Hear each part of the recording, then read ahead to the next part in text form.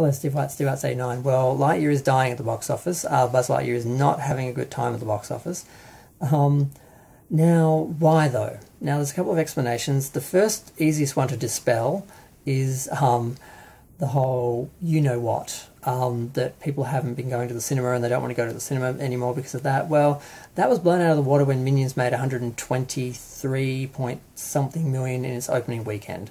4-day weekend, it made 125 million, whereas Lightyear made 50 million in its opening weekend. So yes, if there's a good film or a film that's perceived as good that people want to see, they're going to go out and see it and not care about their health, basically. So yes, Lightyear's made 106 domestically, 84 internationally, so only 190 million. Which is a far cry from what they're expecting. It's down 60%, which is up from 50% last week. Whereas Minions, however, made 93 million internationally. So I think it's up to 216 million or something at the moment. And that's just its first 4 days. So it's obviously going to do a lot better. Gru is going to do a lot better than Buzz. So why though? There's two reasons really. And people keep trying to blame the other and not acknowledge the other. But there's two things happening here. First is homophobia.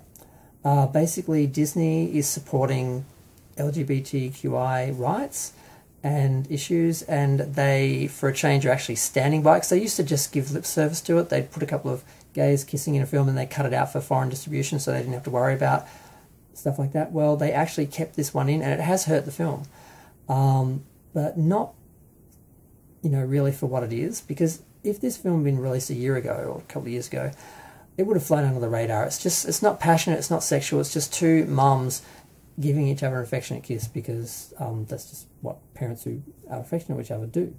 And the amount of people I hear saying, oh, I couldn't take my kids to see this film because I'd have to explain it to them. And I'm like, if your kids don't know what gay people are, you're a bad parent, I'm sorry. You're not helping prepare them for the real world. And the whole, oh, they're not ready for it yet, it's got to be age appropriate. I'm like, you don't have to explain the complex sexuality and gender issues involving the whole gay community just to explain to a couple of kids that there's women that love women and men that love men. And sometimes there are mothers, kids who have two moms and two dads, and they're just like normal families and normal parents. It's really not hard to explain. And kids can usually work it out for themselves. All the bigotry and prejudice and stuff that people end up with is what's given to them by the world. They're not born homophobic and they don't grow up with... It's just ridiculous hearing these people, and I heard so many times people saying, oh, I couldn't take my kids to it because I didn't want to explain to them. So it's being used, so, because Disney supported LGBTQ issues, I've gotten everything wrong, but you know what I mean. I do get confused. I'm an alphabet person too, but I do get confused with exactly what letters we're using at the moment. The Don't Say Gay ban, Don't Say Gay bill, basically they came out against that and now they're being struck down for it. And that's definitely happening. The other thing that's also happening is it's just not a good film, apparently. Not only do they just stray far too away from the original Toy Story character, they just try to do something too different, and that's why people don't like it. And it's getting bad word of mouth for the film and the homophobic backlash. I can't speak tonight.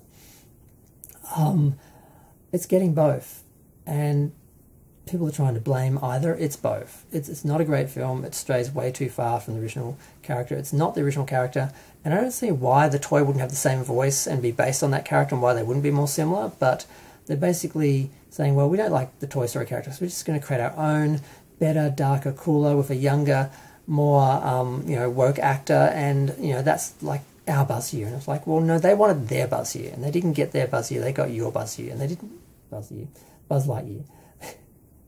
I can't talk, but I'm not re-recording this. You know what I meant. Yeah, so it's sad that they strayed that far and they hurt the movie, and they couldn't have just had some subtle positive representation in a good film that would have been popular and helped with representation, but instead they just easy to take down. and that's what's happened. So, and yes, there's people definitely targeting them, but they made it very easy for them by just making a bunch of really obvious mistakes. Like removing Tim Allen when he's the voice, and the voice really should be the same. The toy's voice should be the same as the character in the film anyway, but that very much was seen as cancelling him politically. I don't particularly like Tim Allen, but he is the voice of Buzz Lightyear, and that has nothing to do with his politics. When I see Buzz Lightyear and hear him talking, I don't think Tim Allen and his politics. So there's no reason they couldn't have, retained him. So the way that was perceived, and it's just a mess, and it's everything. So I'm going to go. Feel free to share, like, comment, subscribe. Let me know what you think. Both sides are right. The film is being attacked for two different reasons, and it's been taken down for both of them. I'm going to go. Bye.